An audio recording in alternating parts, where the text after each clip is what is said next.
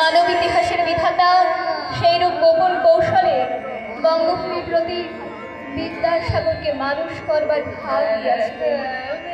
সেই জন্য বিদ্যাসাগর এই বঙ্গদেশে একক ছিলেন। এখানে যেন তাহার স্বজাতি সদর কেহ ছিল না। তিনি নিজের মধ্যে যে অকৃত্রিম মনুষ্যত্ব সর্বদাই অনুভব করিতেন, চারিদিকের জনমণ্ডলীর মধ্যে তাহার আভাস দেখিতে পান নাই। তাহার জীবনের সকল কার্যে দেখা দিয়াছে তিনি যে চেতনা রাজ্যে, যে মনোল্লোকে বাস করিতেন, আমরা তাহা হইতে বহু দূরে অবস্থিত।